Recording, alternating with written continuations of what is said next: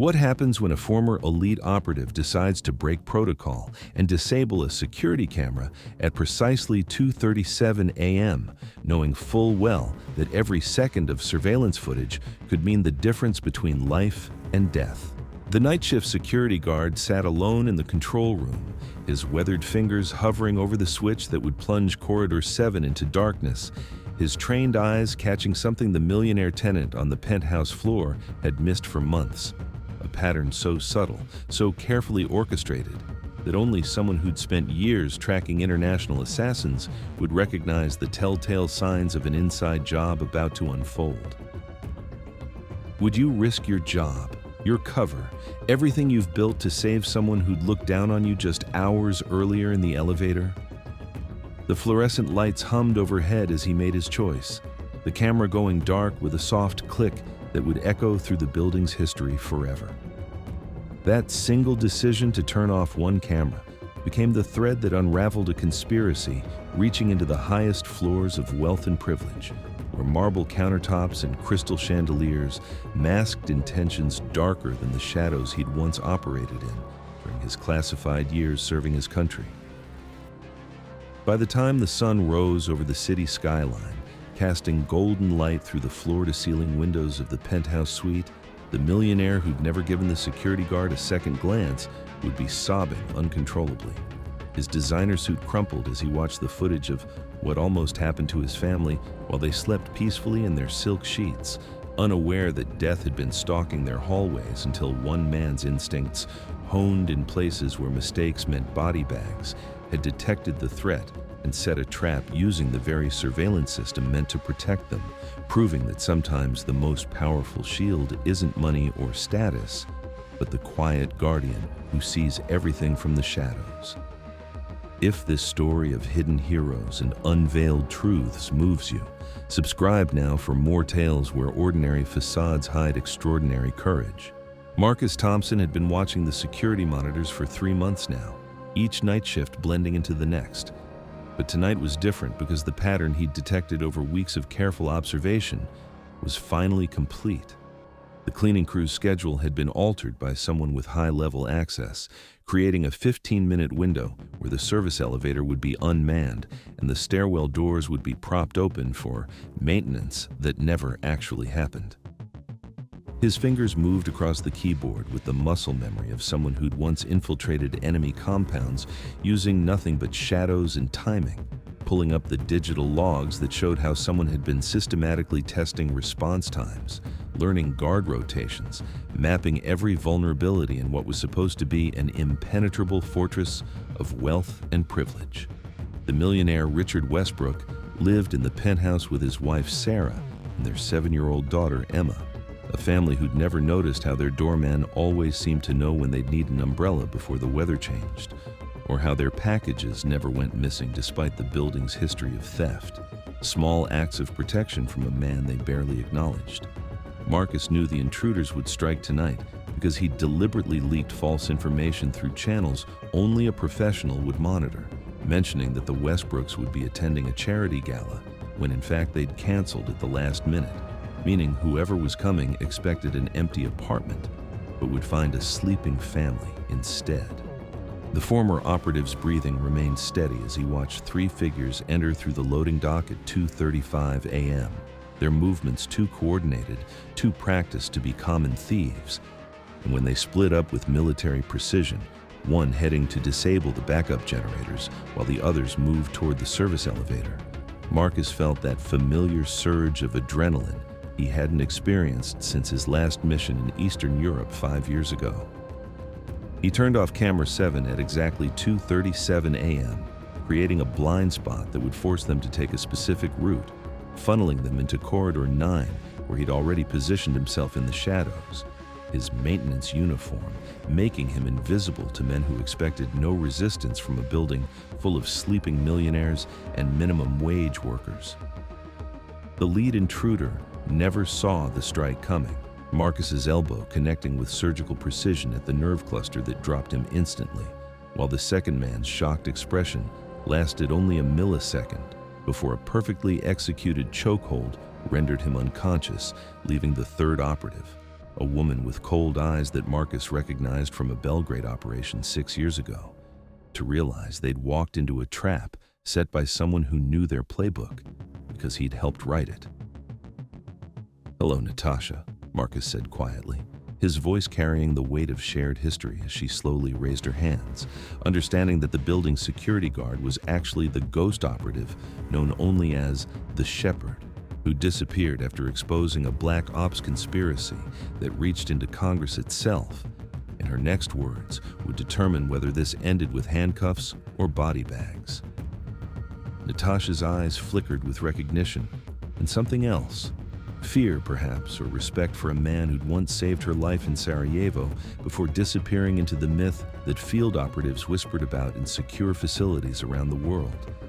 And now, here he stood in a janitor's uniform with the same deadly precision that had earned him 17 confirmed kills without ever firing a shot. "They have leverage on me, Marcus," she said in Russian, knowing he'd understand not just the language, but the subtext. The way her left hand trembled slightly, indicating a subcutaneous tracker, probably explosive, the kind their old unit used for suicide missions where failure meant more than death. Marcus processed this information in milliseconds while maintaining visual contact, his peripheral vision catching movement on the monitor behind her where the third operative was doubling back, having realized the ambush. But Marcus had already triggered the magnetic locks on the stairwell doors, trapping him between floors like a rat in a maze designed by someone who'd spent years learning how desperate men move when cornered. "The Westbrook girl," Natasha continued, her voice steady despite the situation. "She witnessed something she shouldn't have at her father's office 2 weeks ago, a meeting between her dad and Senator Morrison about the Prometheus files.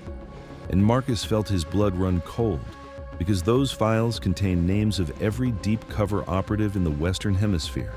information that Richard Westbrook had somehow acquired through his defense contracts, making him either a patriot or a traitor, depending on who controlled the narrative." The sound of breaking glass echoed from 3 floors up as the trapped operative tried to escape, but Marcus had already calculated the response time. Building security would arrive in 4 minutes, police in 7, enough time to extract the truth, but not enough to clean up 3 bodies without blowing his cover, forcing him to make a choice that would either save an innocent family or protect national secrets that had already cost dozens of lives. "You're going to walk out of here," Marcus told Natasha, his tone leaving no room for negotiation. "But first, you're going to tell your handler that the Westbrooks are under my protection, and if another team comes within a mile of this building, I'll upload everything I have on Operation Blackwater to WikiLeaks, including the video of Senator Morrison authorizing the termination of his own CIA liaison." A bluff wrapped in enough truth to make her pupils dilate with the realization that the Shepherd had been collecting insurance policies long before he disappeared. Natasha nodded slowly, understanding that Marcus had just given her an out while simultaneously declaring war on whoever had sent her. And as she backed away toward the service entrance, she whispered something that made Marcus's jaw tighten. "They know about Sarah Westbrook's real identity, Marcus. Check her prints against the Moscow database," before disappearing into the night, leaving Marcus with 2 unconscious operatives and a revelation that would shatter Richard Westbrook's world more completely than any bullet could. Marcus stood frozen for exactly 3 seconds as the weight of Natasha's words crashed over him like ice water. Sarah Westbrook wasn't who she claimed to be, and suddenly, every interaction he'd observed between the teenager and her supposed father over the past 6 months replayed in his mind with new, devastating clarity. The way she never quite matched his mannerisms, how her accent occasionally slipped into something vaguely Eastern European when she was tired, the fact that she was left-handed while both Richard and his ex-wife were right-handed, genetic improbability that he'd dismissed as coincidence, but now screamed of something far more sinister. The unconscious operatives at his feet groaned, pulling him back to the immediate threat, and Marcus quickly zip-tied their wrists with industrial cables from his maintenance card before accessing the building's internal database on his modified tablet, his fingers flying across the screen as he pulled up Sarah's entry records from when the Westbrooks moved in 14 months ago, cross-referencing them with facial recognition software he'd kept from his agency days, software that pinged matches across 3 different international databases, including one that made his blood run cold. She was listed as deceased in Moscow, killed in a car bombing that had claimed the life of Viktor Volkov, a Russian oligarch who'd been secretly funneling money to American politicians through shell companies. The pieces fell into place with sickening precision as Marcus realized the girl living as Sarah Westbrook was actually Volkov's daughter, hidden in plain sight under the protection of Richard Westbrook, who must have orchestrated her new identity after her father's assassination, which meant Richard wasn't just involved in defense contracts, but was running an off-the-books witness protection program for foreign assets, explaining why Senator Morrison wanted the family eliminated before congressional hearings next week. Marcus's earpiece crackled with static, then cleared as building security finally responded to the triggered alarms. "Everything okay down there, Marcus? We're showing some unusual activity in the sensor logs." And he responded calmly while already moving toward the elevator. "Just a power surge in the East Wing. I'm checking it out now," buying himself precious minutes to reach the penthouse where the family slept, unaware that their carefully constructed lies were about to implode. The service elevator climbed silently as Marcus formulated his approach, knowing that confronting Richard with the truth would either save them all or trigger whatever fail-safe protocols were in place for blown covers. But as the doors opened to the marble-floored penthouse hallway, he saw something that changed everything. Sarah was standing at the far end, fully dressed at 3:14 a.m., a packed bag at her feet and tears streaming down her face as she held her phone showing a news alert that Viktor Volkov's real daughter had just been found alive in witness protection in Canada, which meant the girl he'd been protecting was someone else entirely, someone whose true identity was worth killing an entire family to protect or expose. Marcus's tactical mind processed the revelation in milliseconds as Sarah, or whoever she truly was, locked eyes with him across the penthouse hallway, her hands slowly reaching behind her back in a gesture he recognized from countless field operations, the universal sign of someone accessing a concealed weapon. But what emerged wasn't a gun, but a diplomatic passport bearing the seal of the Israeli embassy. And suddenly, the final piece clicked into place with devastating clarity. She was Mossad, deep cover assigned to protect the real Sarah Westbrook who had died in that Moscow bombing, taking the girl's identity to infiltrate the network that had killed Viktor Volkov while simultaneously investigating Richard Westbrook's illegal arms dealings with hostile nations. "Please," she whispered in perfect Hebrew before switching to English. "They're coming for all of us tonight, not just me." Morrison discovered Richard's been selling classified defense blueprints to the Iranians through Volkov's old channels, and my extraction team won't arrive for another 40 minutes, her young face suddenly bearing the weight of someone who'd seen too much, done too much, sacrificed too much for flags and countries that would disavow her existence if politically convenient. Marcus made a split-second decision that went against every protocol he'd ever learned, stepping forward and pulling out his old agency challenge coin, the one he'd earned in Damascus, watching her eyes widen in recognition of the inscription that marked him as part of Operation Shadowbridge, the joint CIA-Mossad task force that had saved her handler's life in Beirut 8 years ago. The sound of shattering glass from the master bedroom shattered the moment as Richard Westbrook's scream pierced the air, followed by his wife's terrified shriek, and Marcus burst through the door to find 3 more operatives rappelling through the destroyed window while Richard stood frozen in his silk pajamas, his wife clutching their actual daughter, the real couple's biological child, innocent of everything, as laser sights danced across their foreheads. Marcus moved with lethal precision, his maintenance uniform concealing the fluid grace of muscle memory, as he grabbed a crystal paperweight from Richard's desk and hurled it with sniper-like accuracy into the first operative's night vision goggles, following through with a spinning kick that sent the second operative crashing into the third, their tactical gear tangling as he retrieved one of their weapons and put controlled pairs center mass, the suppressed shots barely louder than whispers in the night. Richard Westbrook collapsed to his knees as the reality crashed over him. His security guard was something else entirely. Someone who'd just saved his family despite knowing about the treason, the arms dealing, the blood money that had paid for every piece of Italian marble and crystal chandelier in this palace of lies. And as sirens finally wailed in the distance, the millionaire who'd built his fortune on secrets and death began to sob uncontrollably, not from fear, but from the crushing weight of witnessing pure, selfless courage from someone he'd dismissed as beneath him, someone who'd chosen to save monsters because innocents were caught in the crossfire, proving that true nobility had nothing to do with money or status, but everything to do with the choices made in darkness when no one was watching. The penthouse fell into an eerie silence, broken only by Richard Westbrook's ragged breathing and the distant wail of approaching sirens. But Marcus knew they had minutes, not hours, before Morrison's cleanup crew arrived to eliminate all witnesses, including the Westbrook family who now huddled together on the blood-stained Italian marble, the mother clutching her daughter with fierce desperation while Richard stared at Marcus with the hollow eyes of a man watching his entire world collapse. "Listen carefully," Marcus commanded, his voice cutting through their shock as he stripped tactical gear from the fallen operatives with practiced efficiency. "Morrison has a secondary team positioned in the underground parking garage. They'll move when the police arrive to create confusion, so we're taking the service elevator to the third floor, crossing to the adjacent building through the maintenance tunnel I've been mapping for months, then extracting through the loading dock where I've already disabled the cameras. Trust me or die here. Your choice."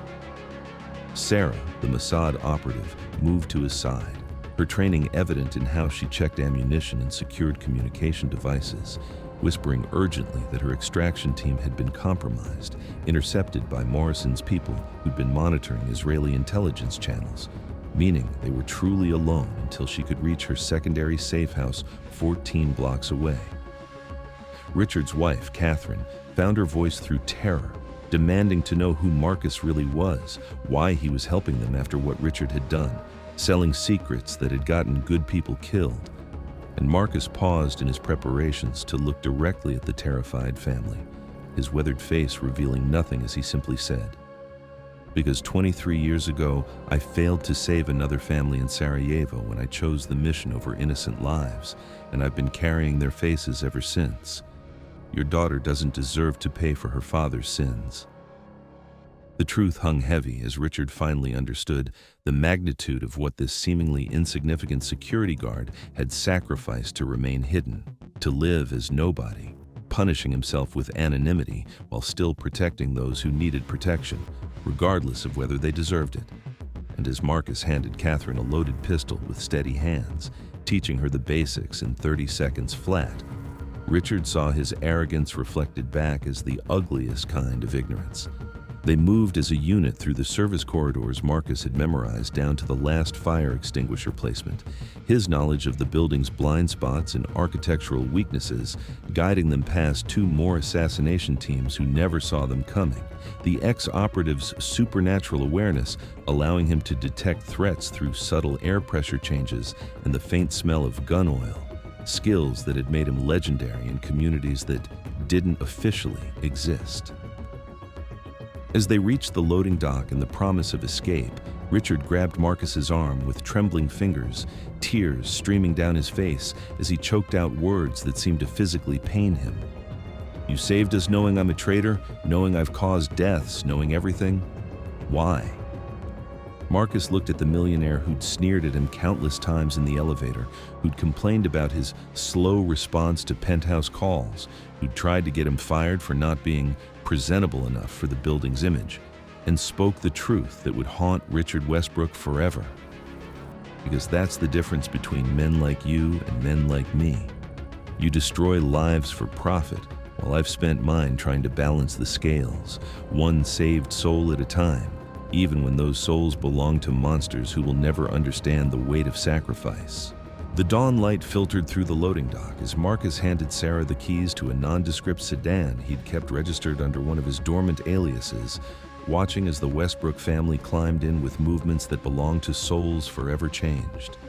And as Richard turned back one final time, Marcus saw not the arrogant millionaire from the elevator, but a broken man who finally understood that his wealth had been built on graves while his salvation had come from someone he'd considered beneath notice. Sarah started the engine but paused, her trained eyes meeting Marcus's with professional respect, as she spoke words that would echo through intelligence channels that didn't officially exist. "They'll come for you now, Phantom. Morrison won't let this stand, and your cover is blown." But Marcus simply adjusted his security guard uniform, the bloodstains hidden beneath his jacket, and replied with the ghost of a smile that had once terrified enemies across 3 continents. "Let them come. I've been running from my past long enough, and this building, these people I protect every night without their knowledge, they've become something I thought I'd lost in Sarajevo, a reason to stand and fight rather than fade away." As the sedan disappeared into morning traffic, Marcus walked back into the building where police were already swarming the penthouse, his weathered hands steady as he prepared to give his statement as just another shocked security guard, knowing that by tomorrow the Westbrook family would be in witness protection, that Morrison would be hunting him with resources that dwarfed nations, and that his 23 years of penance had finally ended, not with redemption, but with the simple truth that some men are born to be shields, standing between the darkness and those who still deserve to see the light, even when those they protect will never truly know the price paid in blood and solitude for their tomorrow.